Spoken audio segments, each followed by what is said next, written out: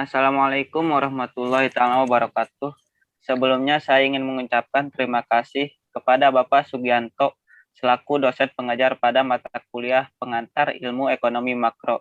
Perkenalkan kami dari kelompok 7, kelas 02 SAKP 010, ingin menjelaskan teori tentang neraca pembayaran.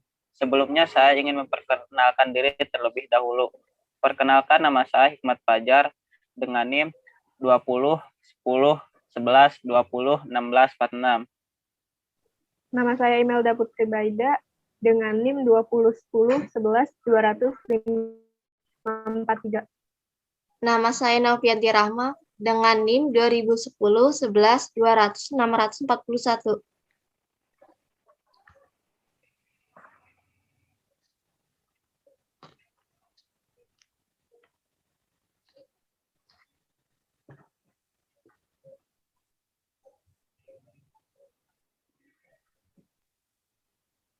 Yang pertama ada neraca pembayaran.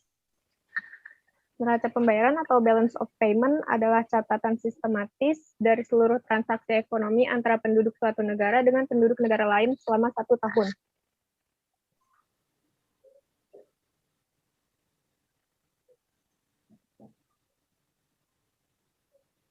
Ada 2 transaksi dalam neraca pembayaran, yaitu transaksi debit, yaitu transaksi yang menyebabkan mengalirnya arus uang atau devisa dari dalam negeri ke luar negeri. Transaksi ini disebut juga dengan transaksi negatif, karena transaksi ini menyebabkan berkurangnya posisi cadangan devisa negara. Yang kedua, ada transaksi kredit, yaitu transaksi yang menyebabkan mengalirnya arus uang devisa dari luar negeri ke dalam negeri. Transaksi ini disebut juga dengan transaksi positif, karena transaksi ini menyebabkan bertambahnya posisi cadangan devisa negara.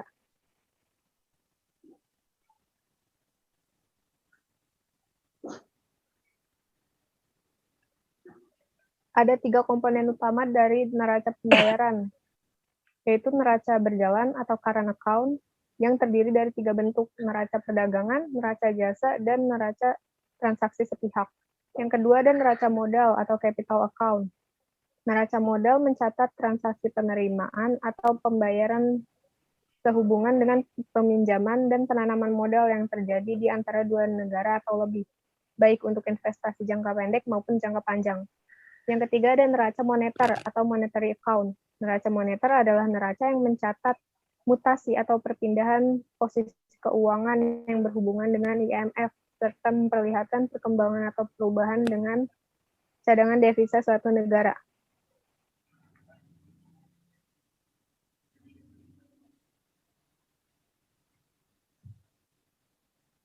Dampak neraca pembayaran yaitu dampak neraca pembayaran surplus mendorong ke arah kenaikan harga atau inflasi. Hal ini disebabkan oleh adanya pertambahan permintaan efektif. Dampak neraca pembayaran defisit yaitu mendorong ke arah penurunan harga atau deflasi. Neraca pembayaran yang seimbang tidak terlalu berpengaruh terhadap kegiatan ekonomi suatu negara. Dengan demikian, apabila suatu negara tidak dapat mencapai surplus dalam neraca pembayaran, minimal harus dalam kondisi seimbang.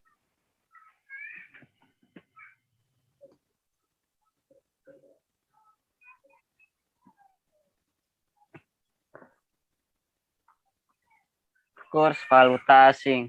Kurs merupakan nilai tukar, sedangkan valuta asing merupakan nilai mata uang negara lain. Jadi, kurs valuta asing yaitu rasio nilai antara mata uang domestik dengan mata uang lainnya, antara 2 mata uang yang berbeda.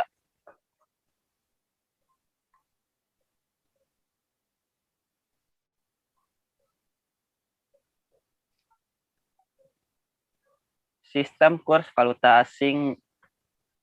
Yang pertama, sistem kurs tetap atau fixed exchange rate.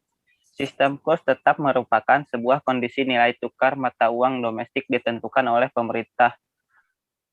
Yang kedua, sistem kurs bebas atau mengembang, floating exchange rate. Dalam sistem ini, besarnya nilai tukar diserahkan kepada mekanisme pasar tanpa campur tangan pemerintah. Yang ketiga, sistem kurs mengambang terkendali atau terkontrol, managed float rate. Sistem kurs terkendali merupakan sistem di mana pemerintah dan dan pasar sama-sama memiliki kebebasan dalam menentukan nilai tukar mata uang, sehingga nilai tukar dapat bergerak bebas naik atau turun.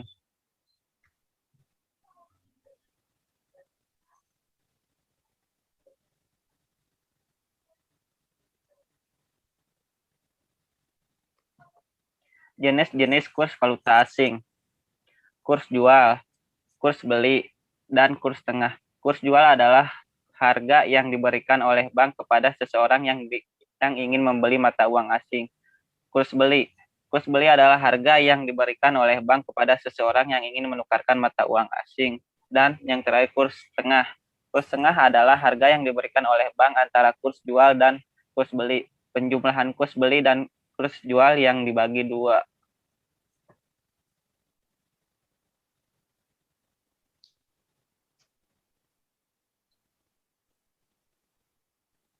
Kurs pertukaran dan neraca pembayaran.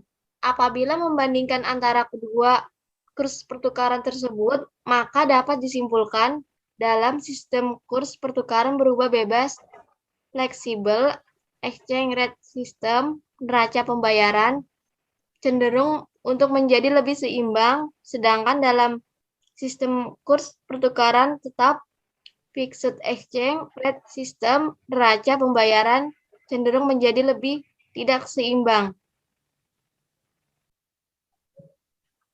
Kebijakan pemerintah dalam ekonomi terbuka. Dalam perekonomian terbuka, masalah yang dihadapi suatu negara menjadi lebih rumit dan kebijakan yang perlu dirumuskan dan dilaksanakan pemerintah perlu dipikirkan dengan lebih baik. Dalam perekonomian tertutup, hanya ada dua masalah yang dipikirkan pemerintah dalam merumuskan kebijakan ekonomi, yaitu masalah pengangguran dan masalah inflasi. Dalam perekonomian terbuka, di samping memperhatikan masalah tersebut, harus pula diperhatikan efek dari kebijakan pemerintah yang dirumuskan terhadap neraca pembayaran dan kestabilan kurs pertukaran. Contoh soal perhitungan kurs valuta asing. Suatu hari, Budi mendapat tugas dalam pekerjaannya, yaitu meliput berita ke Amerika Serikat. Dia memperoleh tunjangan dari layanan dengan biaya perjalanan sebesar Rp47.500.000. Pada saat itu, nilai tukar yang berlaku untuk kurs jual sebesar 9.500 per 1 US dollar dan kurs beli sebesar 9.200 untuk per 1 US dollar. Berapakah jumlah uang saku yang diterima Budi dalam nilai dolar? Jika Budi akan menukarkan uang rupiah ke dolar, maka perhitungannya dengan menggunakan kurs jual. Dengan rumus nilai rupiah yang ditukar dibagi dengan nilai rupiah yang ada di kurs jual. Sebesar Rp47.500.000 dibagi dengan Rp9.500.000. Total 5.000 US dollar. Jadi jumlah uang saku yang diterima Budi dalam nilai dolar sebesar 5.000 US dollar. Sementara di Amerika, Budi hanya menggunakan uangnya sebesar 3.000 US dollar. Setelah kembali dari Amerika, Budi menukarkan sisa uang dolarnya ke rupiah. Kurs yang berlaku pada saat itu untuk kurs jual sebesar 9.750 per 1 US dollar dan kurs beli sebesar 9.425 per 1 US dollar.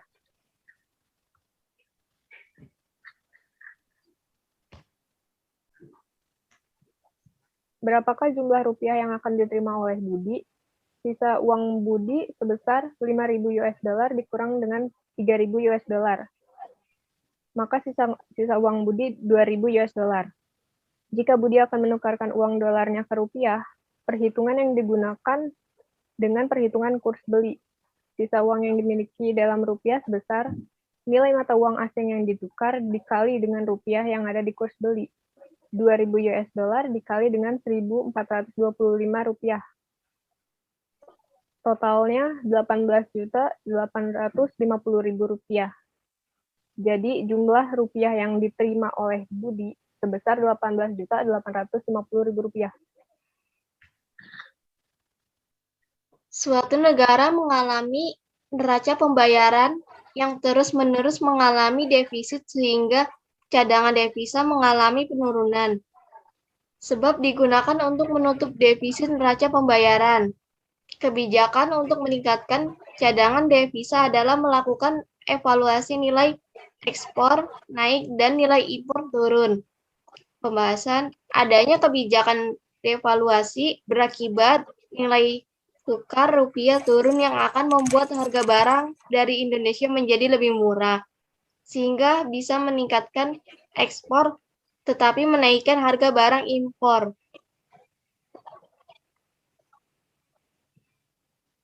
Berangkat ke Amerika Serikat untuk berlibur, Pak Ismail menukarkan uangnya senilai Rp77.562.500 Saat itu kurs beli 1 US dollar sama dengan 9.050.000 dan kurs jual sebesar Rp9.100.000. Dengan demikian, uang yang dibelanjakan Pak Ismail selama di Amerika Serikat adalah 5.000 US dollar. Pembahasan uang mula-mula Rp77.562.500 per Rp9.125 sama dengan 8.500 US dollar. Sisa uang sama dengan 31.850.000 per Rp9.100 sama dengan 3.500 US dollar. Dibelanjakan 5.000 US dollar. Sekian dari kelompok kami. Terima kasih. Wassalamualaikum warahmatullahi wabarakatuh.